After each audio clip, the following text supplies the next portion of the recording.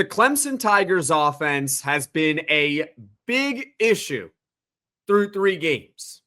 Huge issue. Let's dive into the numbers, okay?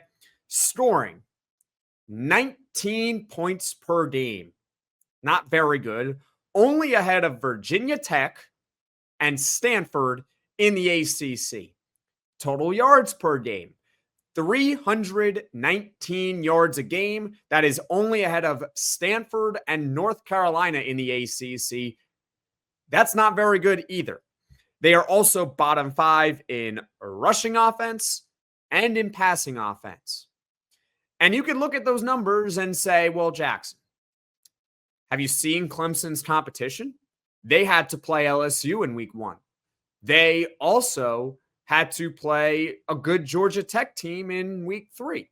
And I acknowledge that some of this is due to their opponents being really good, where if Clemson just got to, beat up on some group of 5 schools, they would have been fine on offense. Oh, wait, they did play a group of 5 school. That's Troy, and they did not play well on offense in that game. They did turn it on in the second half to avoid an embarrassing loss, but they were not good in that game.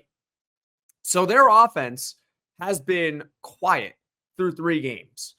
Why have the Clemson Tigers on offense been poor? What's going on with them?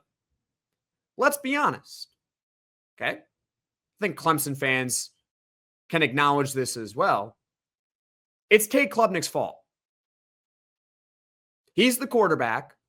And I know it's taboo to kind of say that, right? It's always got to be something else. Or it can't just be all on the quarterback. It's mostly on Cade Klubnik.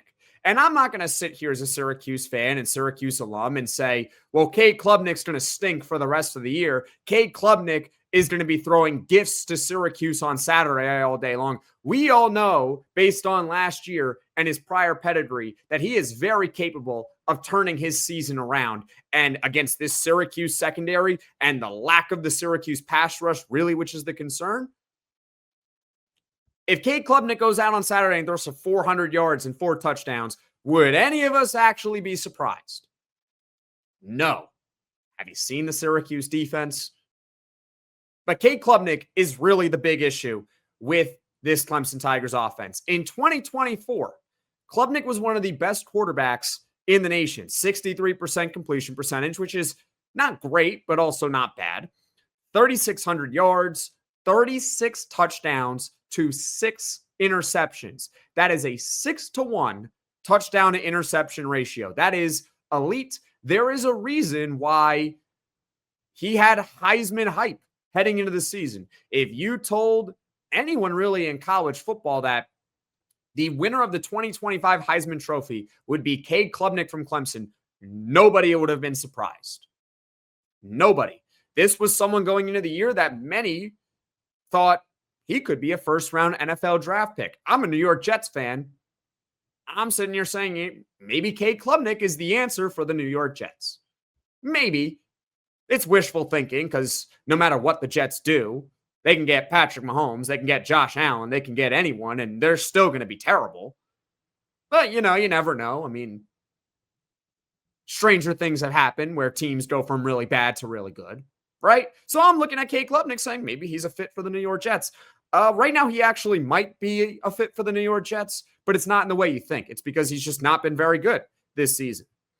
Let's go over some of the common excuses for poor quarterback play and how they really do not apply to Cade Klubnik's struggles right now, which, by the way, here are his numbers this season. 59% completion percentage, 633 yards, 3 touchdowns, 3 picks. That's clear regression right there. This is my personal favorite excuse. Offensive line sucks. Because we'll always say the offensive line's bad, and then you actually look at the numbers, and the offensive line is not bad at all. It's just that offensive lines aren't perfect. Well, Clemson this season has allowed just 3 sacks, and they allowed no sacks versus Georgia Tech. Did Cade Klubnik look very good against Georgia Tech? Not really. He was upright. So the offensive line for Clemson, they're fine. The play calling. Garrett Riley has been Clemson's offensive coordinator and quarterbacks coach since January of 2023. So he was the same offensive coordinator and same quarterbacks coach for Cade Klubnik last year when, he was really good. Now, imagine as Syracuse fans, if Kyle McCord was allowed to come back for another year. So he was the quarterback of Syracuse for 2025. And Jeff Nixon is still the offensive coordinator of Syracuse in 2025, which he actually is. And Kyle McCord was struggling through 3 games. Is it really Jeff Nixon's fault if he's calling the same offense as he was the previous year? Or he's the same play caller? Or is Kyle McCord just struggling? It's the same play caller. Now, it doesn't mean that Garrett Riley, their offensive coordinator, doesn't deserve, I guess, some blame for what's going on right now. But the problem still lies with Cade Klubnik. He was great last year with him. Now, all of a sudden, he's not very good. What's the problem? Lack of run game is another common excuse for quarterback play being poor. Clemson did not do the best job replacing Phil Maffa. They didn't. But Adam Randall's been pretty good the past couple of weeks. Against Troy, he had 21 carries for 112 yards. And then last week versus Georgia Tech, 15 carries for 80 yards. I'm sorry, you don't have Travis Etienne back there. You still got talent on Clemson, right? Another one, lack of weapons. This one is sort of legitimate when it comes to Cade Klubnik because no Antonio Williams is a big loss. And we'll see if Antonio Williams will play on Saturday versus Syracuse. For those that don't know, hurt his hamstring in the first quarter versus LSU. And look, I'm not a Division I athlete, and I'm not a football player either, but I did grow up playing sports. And I once had a hamstring injury, and I can assure you that that hamstring injury is very, very annoying to deal with. Anyone that's played sports who has suffered a hamstring injury knows that that injury just lingers. It does not go away for a long time. And sometimes you can come back and then all of a sudden it tightens up on you immediately and you're out another few weeks. So we'll see what the status is for Antonio Williams, if he's available on Saturday or not. But that's an injury that can definitely linger. And not having him in the lineup the past couple of games has definitely hurt Cade Klubnik and this Clemson offense. But I'm sorry to Mr. Cade Klubnik and the Clemson offense. I'm not going to sit here and cry over it. You're at Clemson. You're filled with talent across the board anyway.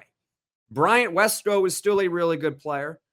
TJ Moore is a 2024 5-star wide receiver. You can't use him. How about Tyler Brown, who was pretty good as a true freshman in 2023? There's still not enough for Cade Klubnik. And here's a bonus one for you. It's the ref's fault. It's always got to be the ref's fault. You just got to throw them in there, right? Figured, right? The point being is that Cade Klubnik deserves the majority of the blame for not just Clemson's offense not doing well, but also the fact that Clemson is currently in the position that they're in, which is that they pretty much cannot lose another game for the rest of the regular season. And then once you get past the regular season, you can't lose a postseason game or else your season's probably over. It's Cade Klubnik's fault. We can also acknowledge that this is just a rough patch for him. We talked about it at the very beginning of this segment, how if he goes out against Syracuse and has a big day, he might. He might do that. He's capable of it. He is. But through 3 games, he's definitely in a rough patch right now. So he's either going to turn it around starting on Saturday against Syracuse, or he's not the guy that we thought he was. And that Clemson, they'll probably still beat Syracuse if Cade Klubnik is off, if we're being honest. They can still run the football. They're still really good in the trenches.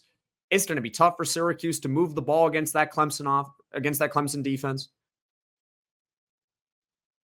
But Cade Klubnik, if he continues performing the way he's performing, they're not going anywhere this season. He has got to be a lot better.